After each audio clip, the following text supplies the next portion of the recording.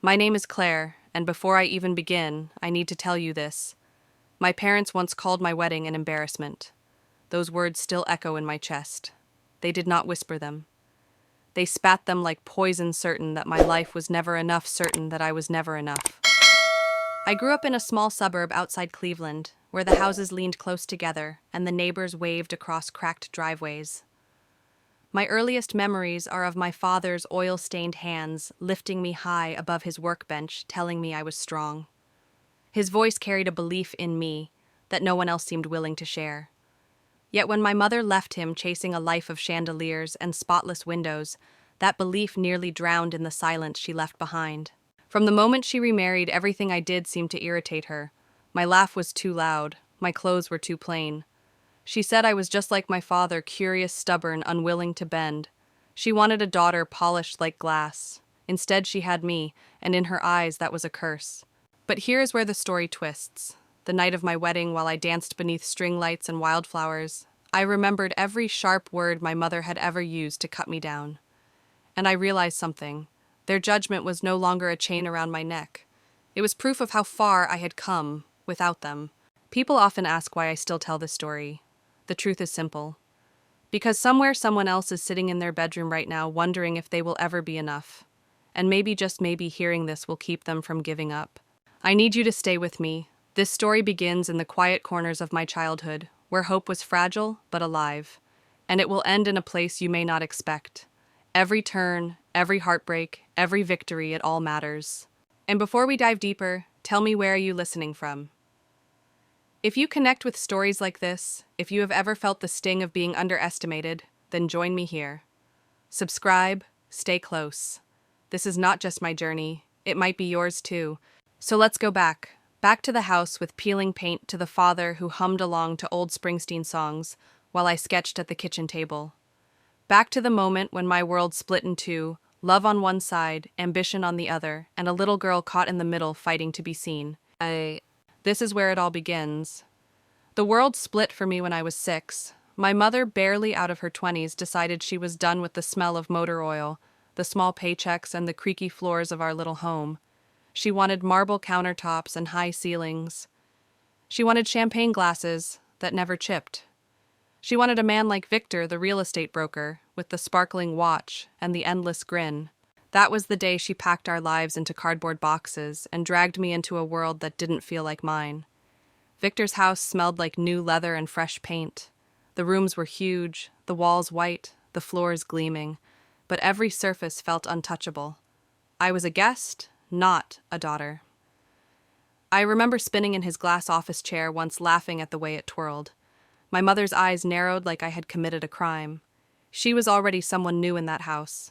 Her laughter sharp, her dresses brighter, her voice filled with fake charm. In that home I learned what it felt like to vanish in plain sight.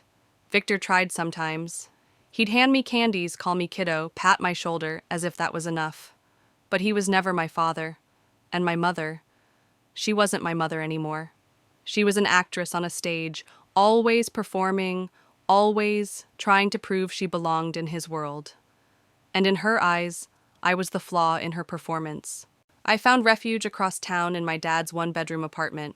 It was nothing fancy. The walls were crowded with shelves of old vinyl records. The couch sagged. The air always smelled faintly of fried onions and grease. But it was warm. Dad never pretended.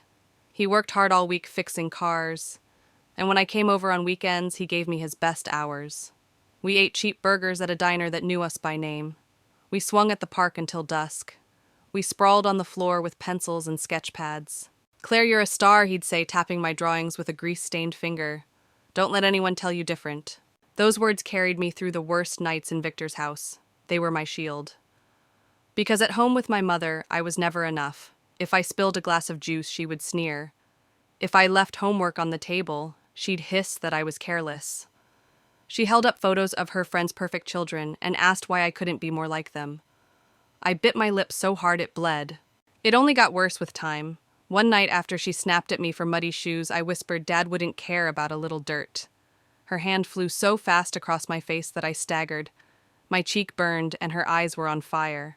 "Don't you dare mention him in this house," she spat.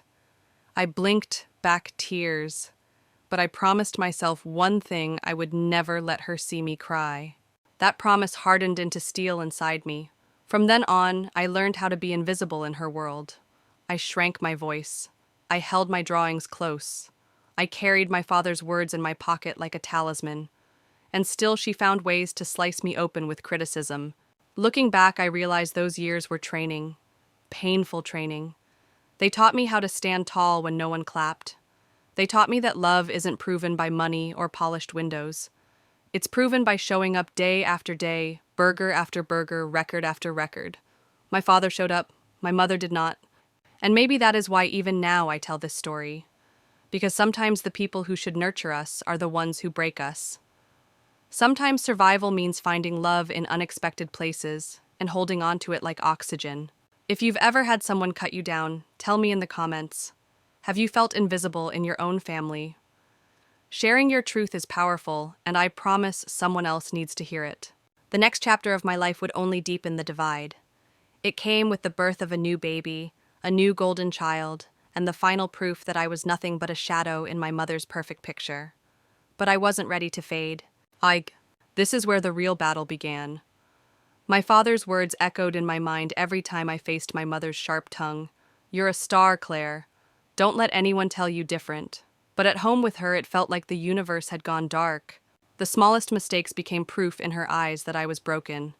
If I left my shoes near the door, she sighed like I had ruined her entire day. If I spoke too loudly, she pressed her fingers to her temples as if my voice caused her pain. Dinner was the worst. She would parade stories about her friends' daughters, graceful dancers, straight A students, perfect in every way, and then let her eyes rest on me, cold and heavy. "Why can't you be more like them?" she would ask. I never had an answer. At night, I'd hide in my room, sketching in the dim light of a desk lamp. My pencil lines were shaky at first, but they steadied as I poured my frustration onto the page. My drawings became my voice when my own words were silenced. But no matter how many pictures I filled, my mother never once glanced at them. To her, art was a distraction, another sign that I would never measure up. One evening, something inside me snapped. I was 10. She caught me tracking mud down the hallway after running home from school in the rain. She scolded me harshly, her voice echoing against the spotless walls. My defense slipped out before I could stop it. Dad wouldn't care about a little dirt. Her face twisted. She crossed the space between us so fast I barely saw her hand before it struck my cheek. The sting bloomed hot and raw. Her breath reeked of coffee as she leaned close. "Don't you dare mention him in this house." The room spun, but I forced my eyes wide open. I refused to cry. She wanted to see me crumble, and I would not give her that satisfaction. In that moment, I understood my father's name itself was forbidden. My connection to him was a threat to the shiny, controlled life she was desperate to protect. That night, lying in bed with my cheeks still throbbing, I whispered into the darkness, "She will never break me." It was a child's promise, but it rooted itself deep in me. From then on, I learned to endure in silence. I stopped speaking back. I stopped defending myself. But inside, I was building something stronger than her cruelty. Victor never interfered. He kept to himself, lost in real estate deals and late-night phone calls. Sometimes he'd offer me a smile, a piece of candy, but he never stepped in when she lashed out. Maybe he didn't see. Maybe he didn't care. Either way, I was alone in that house. My only real escape came during weekends with Dad. Those 2 days were sunlight breaking through storm clouds. He never asked why I seemed quieter. He just let me be. We'd sit in the diner booth, the red leather cracked and peeling, while he sipped coffee and I nursed a milkshake. "You're doing great, kiddo," he'd say out of nowhere, ruffling my hair. "Don't let the world get to you." His faith became my armor. Still, the distance between the life with my father and the life with my mother stretched wider every year. At school, I pretended everything was fine. I laughed with classmates handed in homework and kept my bruised pride hidden. But when the final bell rang, I dreaded walking back through the front door of Victor's house. I dreaded her eyes. Looking back, I realized that being treated like an inconvenience carved resilience into me. It taught me what I would later need to survive.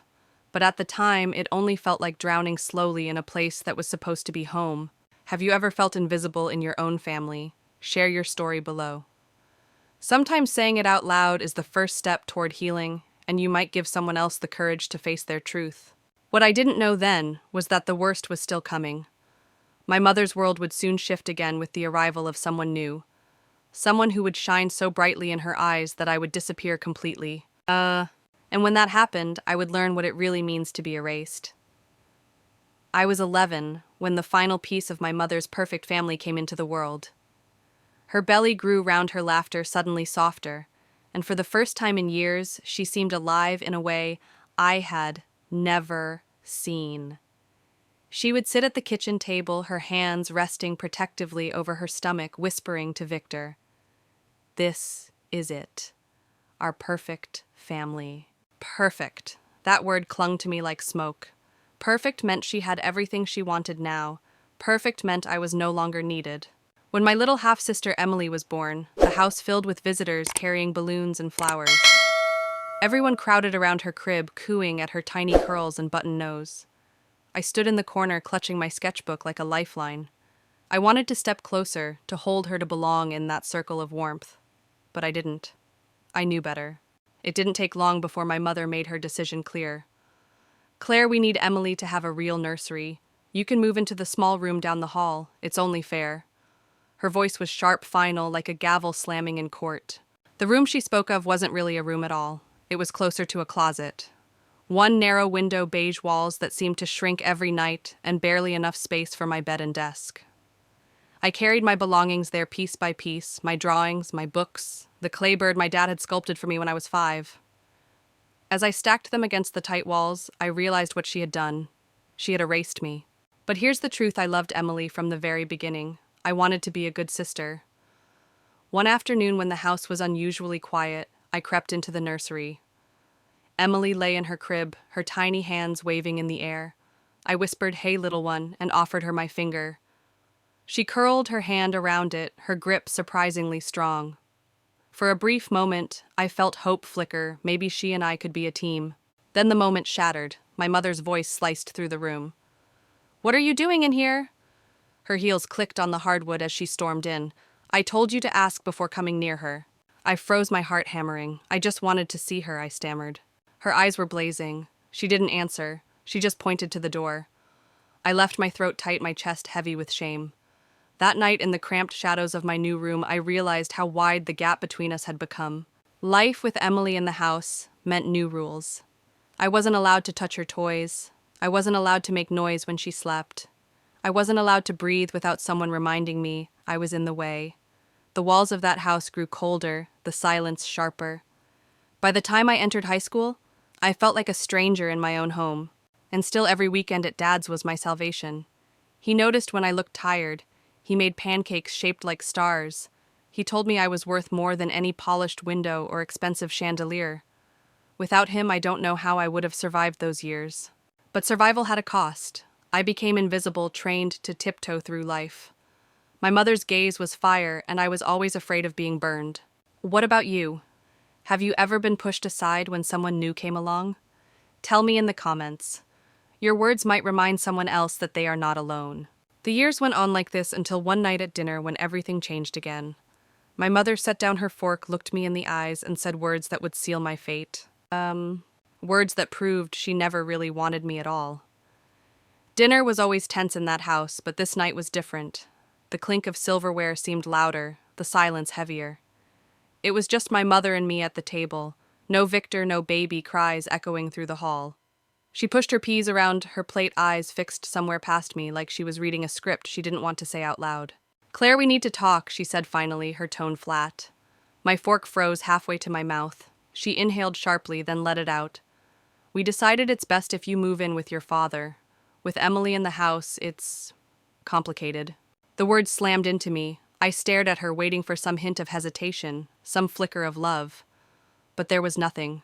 Her voice carried no emotion, as if she were announcing the weather. "Move in with Dad," I asked, my voice thin, almost breaking. "But what about school, my friends? Everything I know." She sighed, impatient, like I was making things more difficult than they needed to be.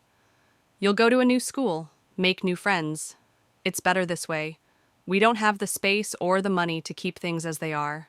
Space, money, excuses that sounded logical but hid the truth.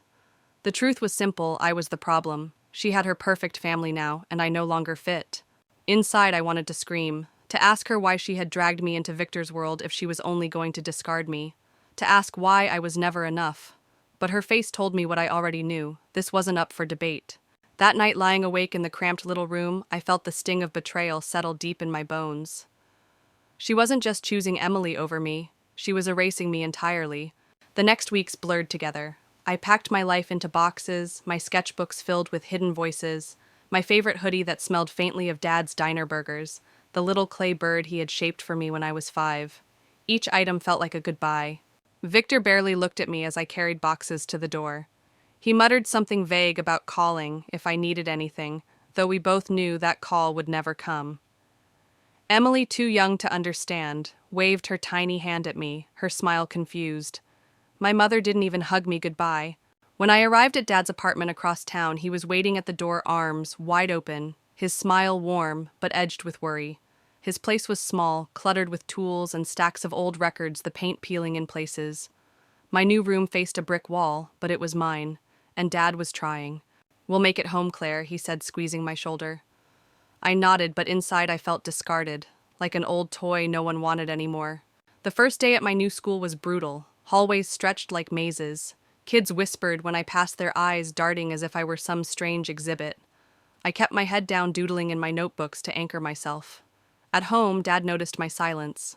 "How's school?" he asked over spaghetti one night, his voice gentle. "Fine," I muttered, pushing my food around.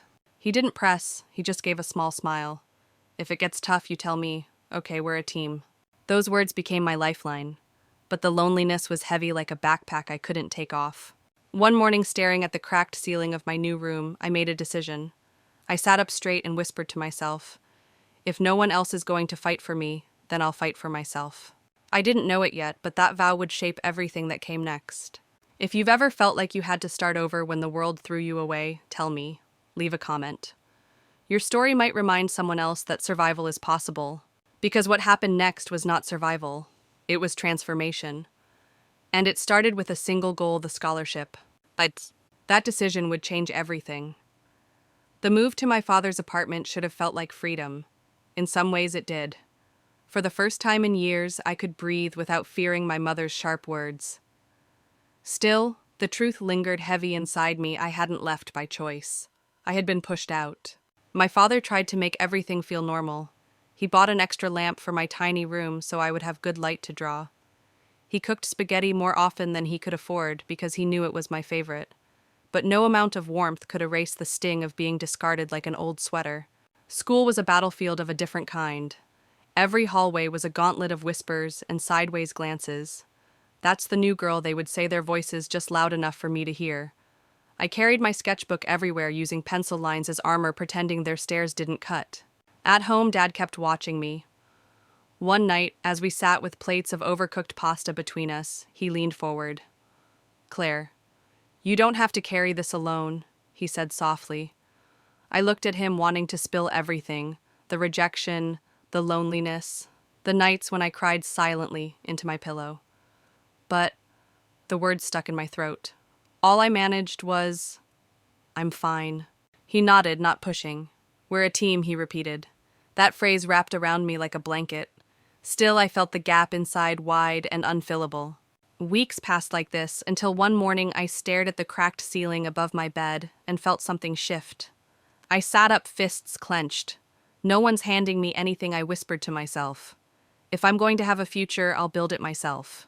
Over breakfast, Dad noticed the spark in my eyes. "You look like you've got a plan," he said, raising an eyebrow over his coffee. "I'm going for the big scholarship," I told him. The words tumbled out faster than I could catch them.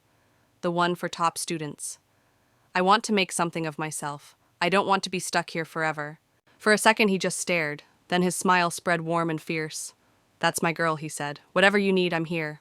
From that moment, school wasn't just a place to survive. It became my battleground. I stayed up late, hunched over textbooks, the desk crowded with coffee mugs and eraser shavings. I turned every quiz into a stepping stone, every assignment into proof that I was not the throwaway my mother believed me to be. Teachers noticed. Mr. Carter, my math teacher, caught me after class one afternoon. "You're putting in the work, Claire," he said, leaning against his desk. "What's driving you?" I zipped up my backpack and met his gaze. I need that scholarship. I've got plans, and they don't include staying here forever. He nodded like he understood more than I said. Keep it up. I'm rooting for you. For the first time in a long while, I felt seen. Slowly, I began to find allies. Jasper and Leia, two kids who didn't care about popularity, pulled me into their orbit. They teased me about my endless study sessions. You're like a study superhero, Jasper joked, tossing a fry at me during lunch. Leia smiled and added, Seriously? Claire, it's badass. How hard you're going for this. Their words grounded me. They made the long nights feel less lonely. I wasn't just clawing toward a goal, I was building a life worth living. But I also knew the cost of failure. If I didn't earn that scholarship, I would be trapped, stuck in the same cycle my mother had tried to cage me in. I refused to let that happen. Tell me in the comments, have you ever set a goal so big it scared you, but you chased it anyway? Sharing that might inspire someone who feels like giving up tonight. The day the envelope arrived heavy and plain would be the day I finally knew whether all those nights, all those tears were worth it. And when I tore it open, the world shifted forever. The envelope came on a rainy Thursday, slipped through the mail slot, and landing on the floor like it weighed 100 pounds. I stared at it for a long time, my hands trembling before I even touched it. My father stood in the kitchen pretending to sip his coffee, but I could feel him watching, holding his breath. I picked it up. My name typed neatly on the front seemed unreal. I tore the paper slowly, afraid the letter inside would shatter my entire plan. My eyes skimmed the words, searching for the one sentence that mattered. And there it was. Congratulations, you have been awarded. I got it, I shouted, the words exploding out of me. The letter shook in my hand as I waved it in the air. My father dropped his coffee cup on the counter and rushed forward, pulling me into a hug so tight I could hardly breathe. I knew you could do it, he whispered, his voice breaking. His eyes glistened as he held me like he was holding proof that I hadn't been erased after all. We laughed, both of us giddy, spinning in the tiny kitchen like kids. That moment felt like the world opening. For the first time, my future wasn't a locked door. It was wide open, waiting. College changed everything. I stepped onto campus, determined to prove that the scholarship wasn't a fluke. Nights stretched into mornings as I studied, but it didn't feel like punishment anymore. It felt like liberation. I threw myself into art classes, the smell of charcoal and paint, reminding me of all those nights sketching under a desk lamp while hiding from my mother's disapproval. I graduated with honors. The ceremony blurred before me, caps flying, families cheering, but one image seared into my mind. My father in the audience clapping so hard his hands must have stung, tears streaming down his face. That day wasn't just my victory, it was his too. After graduation, I landed a job as a graphic designer at a small firm in Columbus. It wasn't glamorous, but it was mine. Every logo I created, every client who smiled at my work, felt like another stone laid on the foundation of a life I had built from nothing. It was during one of those long days at the office that I met Daniel. He was a designer too, with an easy laugh and eyes that saw the world the way I did, through colors, shapes, and stories. We started working late together, sketching ideas, bouncing concepts back and forth. Soon it wasn't just work, it was coffee dates at hidden cafes, walks through art galleries, nights sprawled across couches sketching until our fingers cramped. Daniel came from the kind of family I used to dream about. They ate dinner together every night. They called each other just to say hello. His steadiness made me feel safe, like I didn't have to prove anything to be loved. With him, I could breathe. And yet deep inside, a fear lingered. I had been told I was unworthy for so long that sometimes I wondered if Daniel would wake up one morning and see me the way my mother had. But every time doubt crept in, he countered it with love. When I showed him my old sketchbooks pages filled with childhood shadows, he didn't see mistakes. He saw strength. That was when I realized the scholarship hadn't just given me a degree. It had given me a chance to rewrite my story. I wasn't the discarded child anymore. I was a woman shaping her own future, one design at a time. And here's where I need you to stay with me. You might think this is the happy ending, but it isn't. It's only the midpoint. Because when my sister Emily re-entered my life years later, all the old wounds split open. And the battle I thought I had won was only beginning. The knock on my door would bring back the past I had tried so hard to bury. The knock came on a Saturday morning. I was sipping coffee with Daniel in our small apartment, sunlight spilling across stacks of sketchbooks and potted plants I was finally managing to keep alive. When I opened the door there, she was Emily, my half-sister. A suitcase in one hand, a phone in the other, dressed like she had just stepped out of a fashion magazine. "Mom said you'd let me stay," she announced, brushing past me before I could answer. Her perfume lingered in the air as she dropped her luggage onto my rug. My chest tightened. I hadn't seen her in years. To me, she was still the baby I once loved from the doorway of a nursery I was forbidden to enter. But the girl standing in my living room was no baby. She was confident, entitled, her smile bright, but hollow. At first I tried. I stocked the fridge with almond milk because she said regular milk was gross. I bought kale even though I hated it. I told myself this was my chance to have the sisterly bond I'd always wanted. Maybe we could start fresh. But Emily was a storm. She stumbled in at dawn heels clicking against the floor, laughter echoing loud enough to rattle the walls. She invited friends over without asking, leaving empty glasses scattered across my desk. Daniel noticed too. One night, as we lay in bed, listening to her music thump through the walls, he whispered, "Claire, this isn't working." I knew he was right, but I wanted to believe things could change. Until the night I caught her leaning a little too close to him, her smile lingering in a way that wasn't innocent. After she left the room, Daniel turned to me, uneasy. "She's been flirty. I don't want you to think I've encouraged it, but you should know." My stomach dropped, heat rising to my cheeks. Embarrassment, anger, shame. It was like being 10 years old again, hearing my mother say I wasn't enough. I confronted Emily the next day. "Daniel is my fiancé," I told her firmly. "You need to respect that." She laughed, tossing her hair back. "Relax, Claire. I'm just being nice. Can I help it if he notices me?" Her words sliced through me like my mother's old comparisons. I heard the same contempt, the same dismissal. And I realized then I was not going to relive my childhood inside my own home. "This isn't working," I said, voice steady, though my hands shook. "You need to find somewhere else to live." Her face hardened and she stormed out, slamming the door behind her. An hour later, the phone rang. It was my mother. Her voice was icy. "You're so jealous, Claire. You can't stand Emily being happy, can you?" My grip tightened on the phone. "I just want respect, Mom. That's all." But she wasn't listening. She never had. She hung up, leaving me with the same sting of dismissal I'd felt my entire life. After Emily left, the apartment settled back into peace. Daniel and I planned our future over late-night takeout laughter, returning to our nights. Work thrived. Clients praised my designs, and for the first time in months, I felt the ground beneath me again. But life has a way of circling back. Months later, a mutual friend mentioned Emily's engagement. She was marrying some wealthy entrepreneur, and the wedding was set to be the event of the year. The papers called it a union of high society. My chest ached with a mix of anger and sorrow. I swallowed my pride and called my mother to congratulate her. "I heard about Emily's wedding," I said carefully. "Congratulations." Her response was a knife. "Don't bother, Claire. It's for people of status, not people like you. Stay away." The words should have crushed me. Instead, they solidified what I already knew: I was not part of her world, and I never would be. Tell me, have you ever tried to build peace with someone only to be shoved away again? Leave your story below. Sometimes letting go is the bravest choice.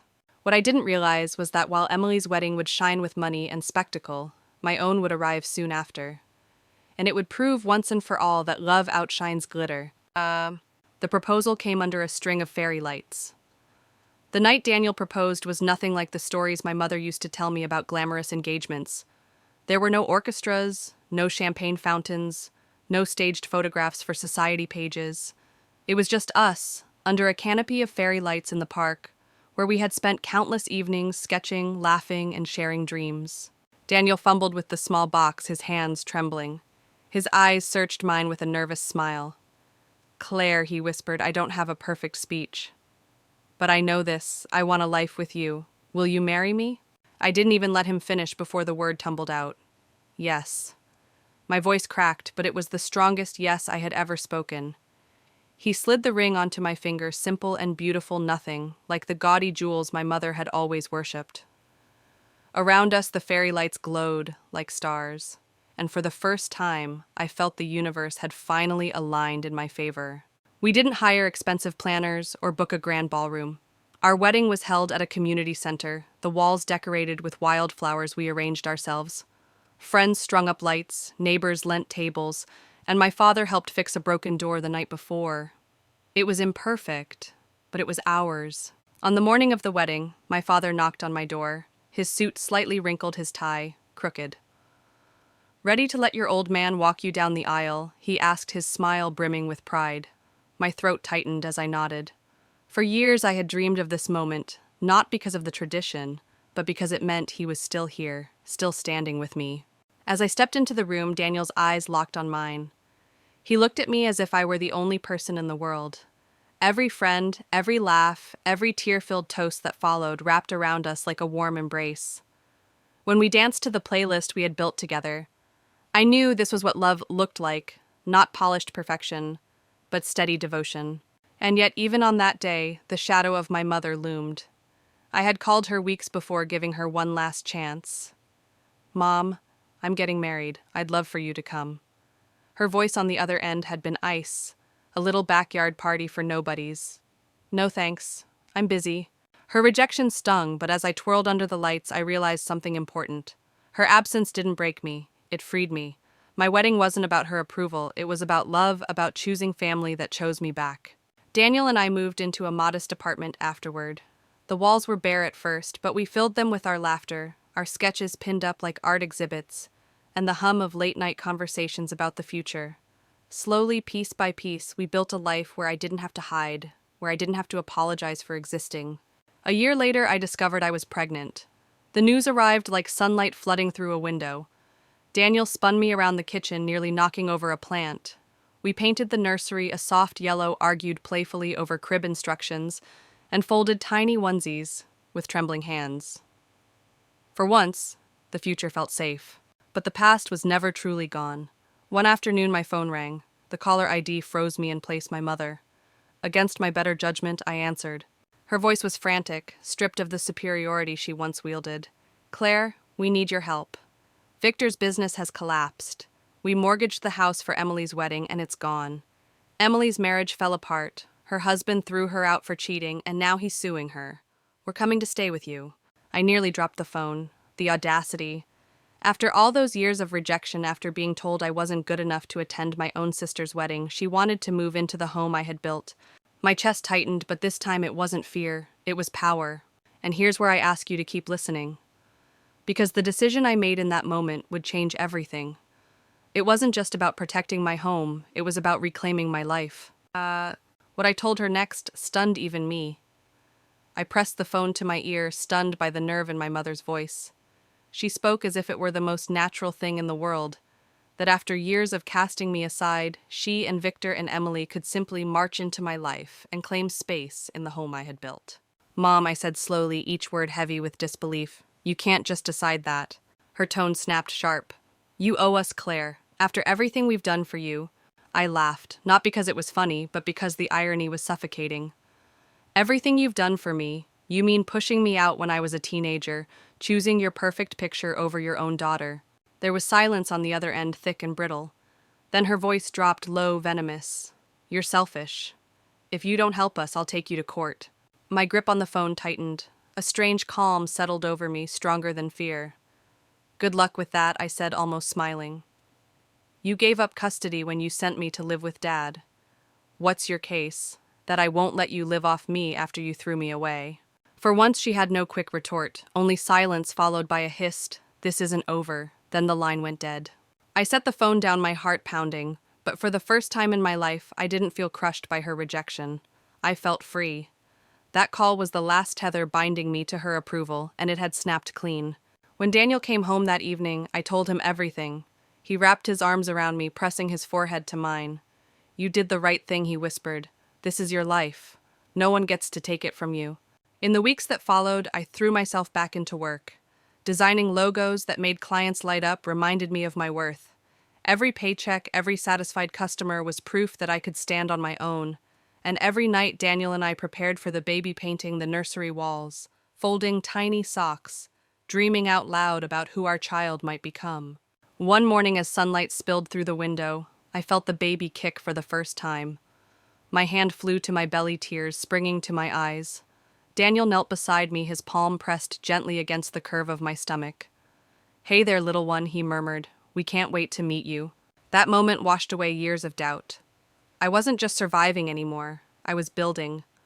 I was creating a family that chose love over appearances, kindness over cruelty. Still shadows lingered. At night, I sometimes wondered if my mother would try again, if she would knock on my door dragging her failures with her demanding entry. But every time fear crept in, I reminded myself of the truth. I wasn't that discarded teenager anymore. I was stronger. I had a voice. And let me pause to ask you, have you ever drawn a boundary so sharp it changed your life? Share it in the comments. Someone else might need the courage to do the same. The past wasn't done with me, not yet. A few weeks later, there was another knock at the door. My chest tightened, bracing for the worst. But when I opened it, the face waiting on the other side wasn't my mother's. It was my father, grinning ear to ear, holding a stuffed elephant in his hands. And in that moment, I understood what it meant to be truly loved. When I opened the door that morning, expecting maybe a delivery there, he was my father. His grin stretched wide, his eyes crinkled with joy, and in his hands he held a stuffed elephant almost as big as his torso. "Surprise," he said, stepping inside as if he belonged here, which of course he always did. He pulled me into a hug, careful but firm, mindful of the roundness of my belly. I had to come see my favorite daughter and bring something for the little one. Tears prickled at my eyes as I hugged him back. It struck me then how different love felt when it was real. It wasn't laced with conditions. It didn't come with ultimatums or threats. My father's love had always been steady even when everything else fell apart. Daniel appeared from the nursery, paint still smudged on his arms, and greeted Dad with a handshake that turned into a laugh. The three of us sat in the living room, coffee mugs in hand, while the stuffed elephant occupied its new spot in the crib. Dad cracked jokes about diaper disasters, claiming he was ready to teach me all his expert tricks. He told Daniel stories from my childhood, like the time I'd tried to fix a bicycle chain and ended up with grease smeared across my entire face. I laughed until my cheeks ached, the sound filling the room in a way I hadn't felt since I was a child. Later that afternoon, we sat out on the porch, the summer air soft against our skin. The sun dipped low, painting the sky in shades of pink and orange. Daniel's arm was wrapped around my shoulders. My father sipped his coffee contentedly, and for the first time in a long time, I felt it, a deep, unshakable peace.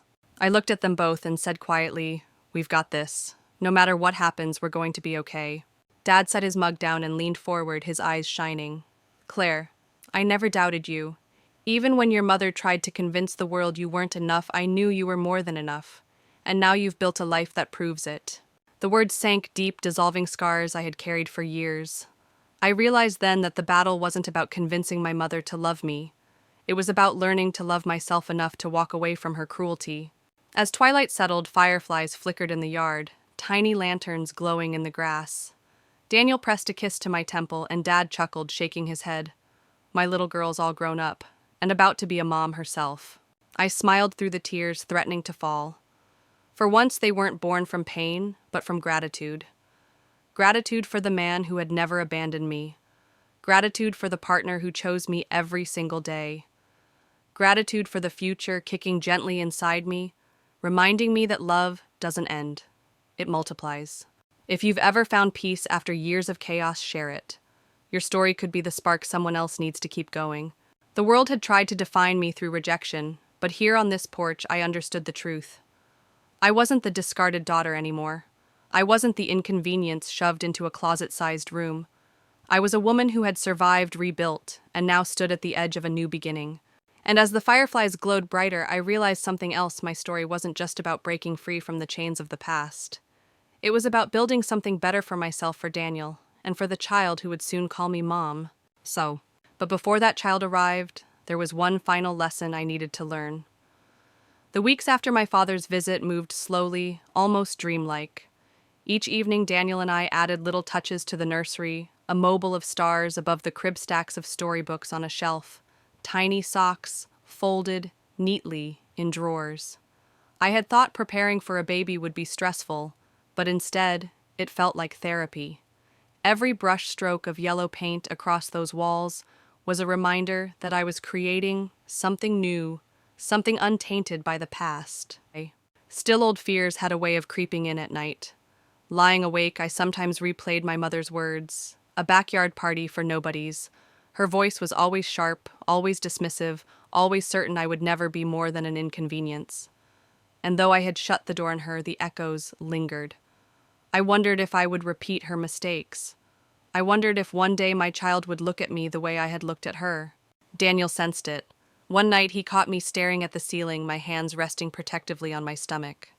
"What's going on in there?" he asked gently. I hesitated before whispering, "What if I don't know how to be a mother? What if I'm like her?" He rolled onto his side, his hand covering mine. "You're already different, Claire. You fight for love, not for appearances. That's all a child needs."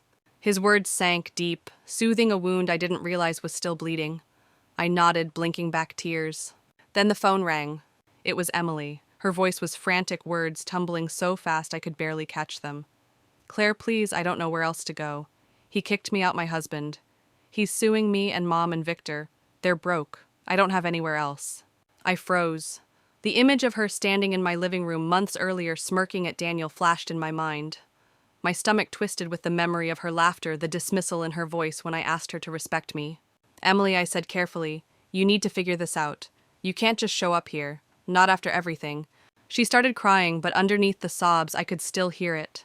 That same entitlement, the same expectation that I would cave. I didn't. I couldn't. For once, I placed my hand over my belly, grounding myself in the life I was building. "I'm sorry," I whispered, "but this is not your home." The line went silent, then clicked dead. I sat there for a long time, the phone still in my hand, my pulse racing. And then it hit me. This was the moment my mother had never given me, the moment to stand firm, to say no, not out of cruelty, but out of protection.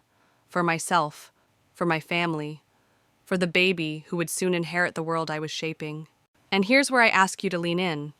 Have you ever had to close the door on someone you loved because it was the only way to survive? Share it below. Someone else may need that same courage tonight. I didn't know it yet, but Emily's plea was only the beginning. Because soon my mother would call again, and this time she wouldn't be asking, she would be demanding. And I would be ready to answer in a way she never expected. The second call came on a gray afternoon, the kind of day when the clouds press low and the air feels heavy. I recognized the number instantly, my mother. For a moment I considered ignoring it, but something inside urged me to answer, to face whatever storm she was bringing. Her voice was sharp, stripped of any softness. "Claire, we're coming to stay with you. Victor's business is gone. The house is gone. Emily's marriage has collapsed. You have the space and you owe us." I gripped the phone tighter. The audacity stunned me. "Mom," I said slowly, "you can't just move into my home. This is my family's space. I'm about to have a baby. You can't decide this for me." Her response was venom. "You're selfish. You've always been selfish. We gave you everything, and this is how you repay us. If you don't let us in, I'll take you to court." I laughed, the sound bitter. "Court for what you gave up custody when you pushed me out as a teenager. What exactly is your case that I won't let you drain me dry after you discarded me?" Silence hung thick. For once, she had no quick answer. Then she hissed, "This isn't over," before hanging up.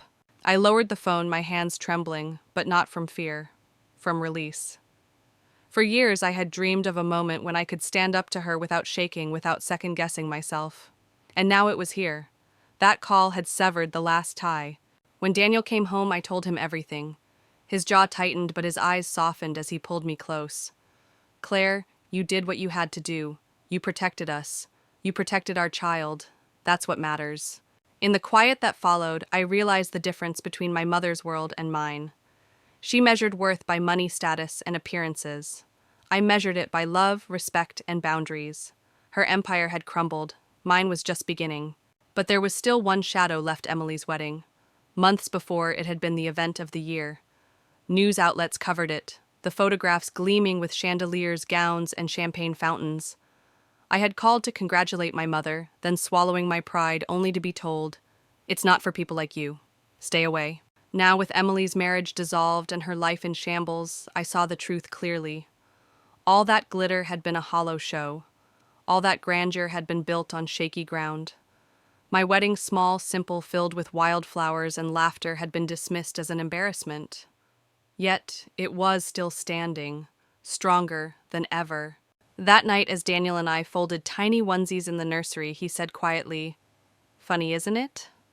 Your wedding was called an embarrassment, and yet here we are, building something real." I smiled, brushing my hand over the yellow crib rail. Embarrassing or not, it's ours, and it's lasting. Before I go on, let me ask you this. Have you ever been mocked for choosing the simple path only to realize later it was the strongest choice you could have made? Drop your story in the comments. Someone listening right now might need that reminder. The calls from my mother stopped after that, at least for a while. Silence stretched where her voice used to haunt me, and in that silence, something bloomed. Peace, hope, a future that finally felt untangled from the chains of the past. But life wasn't finished teaching me. There was still one final test, one last chance to prove that I had truly broken free.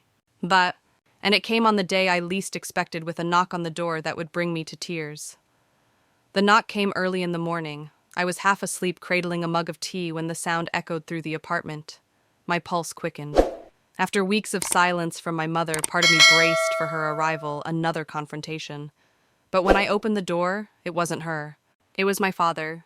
He stood there with a grin stretched across his face and a stuffed elephant tucked under one arm. His hair was a little grayer, his jacket smelled faintly of motor oil, but his presence lit up the doorway like sunlight. Had to check in on my favorite daughter, he said, his voice warm, and I couldn't come empty-handed. Figured the baby could use a friend. The tension in my chest broke. I laughed, pulling him inside, wrapping him in a hug that felt like home. For years I had survived without my mother's love, but my father's constancy had been my anchor. And here he was, proving again that real family shows up without being asked. Daniel greeted him with a wide smile, shaking his hand before guiding him into the nursery. Dad placed the elephant gently in the crib, his rough fingers surprisingly tender. There, he said proudly, first gift from Grandpa. The rest of the day flowed like a dream. Dad told stories from his mechanic shop, making jokes about teaching the baby how to rebuild an engine before learning to walk. Daniel laughed until his eyes watered, and I joined in, my cheeks sore from smiling. For hours, the apartment filled with something I'd craved my whole life, joy without conditions. Later, as the sun began to sink, we sat on the porch, the air humming with cicadas. The sky turned soft shades of orange and pink fireflies blinking in the yard. My father sipped his coffee slowly, leaning back in his chair, watching me with a pride that words couldn't capture. "You did it, Claire," he said finally, his voice steady. "You built something real, your mother. She never understood that love is more important than appearances. But you figured it out."